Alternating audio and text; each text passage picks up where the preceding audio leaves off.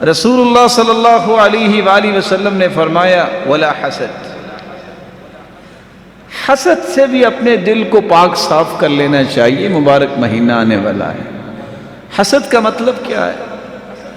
اللہ کے فیصلوں پہ ناراض ہونا، یہ حسد ہے۔ اس میرے بھائی کو اللہ ذو الجلال نے گاڑی دی، مال دیا، عہدہ دیا، بلندی دی، حسد کیا ہے؟ میں جل کے راکھ ہو جاؤں کہ اس کو ملا ہے تو ملا کیوں ہے؟ اللہ نے تجھے پوچھ کے دینا، وہ مالک ہے جس کو مرضی دے دے۔ تم یہ کیوں نہیں کہتے یا اللہ اس میرے مسلمان بھائی کو تو نے دیا ہے، یا اللہ اس کی حفاظت فرما، اللہ تو نے ہی دیا ہے نا، تو مجھے بھی عطا کر دے۔ اس کو کہتے ہیں رش کرنا۔ تو مومن رش کیا کرتا ہے، حسد نہیں کیا کرتا۔ اور اس لیے کہا جاتا ہے الحسود لا یسود، حاسد کبھی بادشاہ نہیں بنتا۔ کائنات کے اندر سب سے بڑا اپنی جان کا دشمن انسان وہ ہے جو حاسد ہوتا ہے۔ کیوں اپنی جان کا دشمن؟ جس کے بارے میں حسد کر رہا ہوتا ہے وہ سکون کی نیند سو رہا ہوتا ہے، اور یہ ساری رات جو ہے کروٹیں بدلتا ہے، اس کو نیند نہیں آتی، اللہ تعالیٰ اس سے زندگی کا سکون چھین لیتے ہیں۔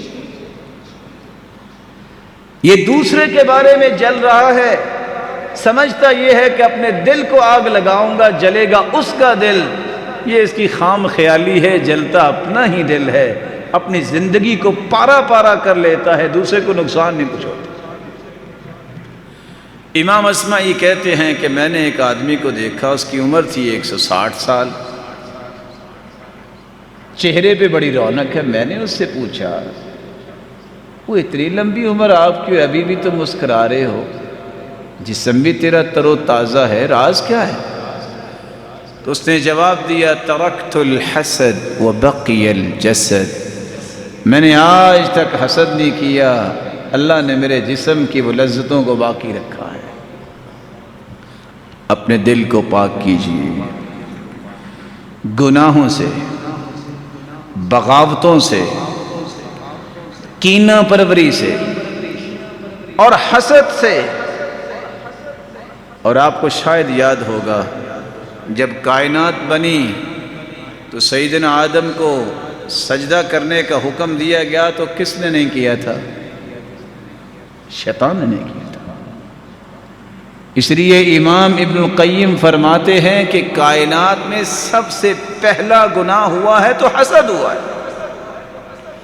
اس کو حسد یہ تھا اس کو سجدہ کروں، اور بعض علماء نے کہا کہ سب سے پہلا گناہ ہوا تو یہ غرور اور گمنڈ اور تکبر کا گناہ ہوا۔ اس کو بھی گمنڈ تھا، کہتا تھا خلقتنی من نار وخلقتہ من طین، مجھے تو اللہ تو نے آگ سے پیدا کیا اور اس کو مٹی سے پیدا کیا، مٹی تو پاؤں کے نیچے رہتی ہے، آگ کے شعلے تو اوپر کو اٹھتے ہیں، میں اعلیٰ ہوں، اس کو میں سجدہ کیسے کروں؟ جب انسان کے دماغ میں یہ خناس آ جائے کہ میں تو اعلیٰ ہوں، میں کسی کو کیا سمجھتا ہوں، یہ وہی گناہ ہے جو انسان کو شیطان کے قریب کر دیتا ہے۔ جب وہ یہ سمجھتا ہے، رسول اکرم صلی اللہ علیہ وآلہ وسلم کا یہودیوں کے ساتھ جب بات چیت ہوئی، یہودیوں نے کہا ہم آپ کا فیصلہ نہیں مانیں گے، ہم سعد کا فیصلہ مانیں گے۔ سعد صحابی ہے، کہا ٹھیک ہے بلاؤ بھی سعد کو۔ سعد کو بلایا، سعد زخمی تھے، کہا آپ کو پتہ ہے آپ کو کیوں بلایا ہے؟ کہا کیوں بلایا ہے؟ کہا یہودی کہتے ہیں جو فیصلہ سعد کر دے گا ہمیں منظور ہے۔ سعد یہودیوں کی طرف متوجہ ہو کے کہتے ہیں ہاں بھائی میں فیصلہ کر دوں تو منظور ہے؟ انہوں نے کہا منظور ہے۔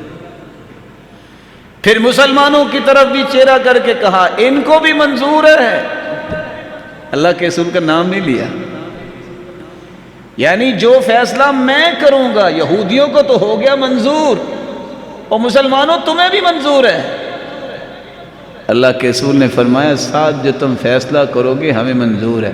فیصلہ کون کر رہا ہے؟ صحابی۔ کون کر رہا ہے؟ کن کے درمیان کر رہا ہے؟ یہودیوں اور مسلمانوں کے درمیان۔ اور کون موجود ہیں؟ کون سی ہستی موجود ہے؟ محمد مصطفیٰ۔ یہ ہے ایمان کی وہ رنگ کی کیفیت۔ سعد نے فیصلہ کر دیا، ادھر سعد نے فیصلہ کیا، ادھر اللہ کے رسول نے فرمایا سعد تو نے فیصلہ وہ کیا ہے جو تیرے رب نے آسمانوں پہ کیا ہے۔ پریشانی کو نہیں۔ کبھی ایسا بھی ہوتا ہے کہ صحابی کا فیصلہ اور ماننے والے صحابہ اور پیغمبر بھی ساتھ ہوں۔ تواضع کی یہ وہ حد ہے جو کسی کی سمجھ میں آ جائے تو کبھی اس کے دل میں غرور اور گمنڈ اور حسد نہیں آتا۔ رسول اکرم صلی اللہ علیہ وآلہ وسلم نے تو ایسا دل بنایا جس کی آج مجھے اور آپ کو ضرورت ہے۔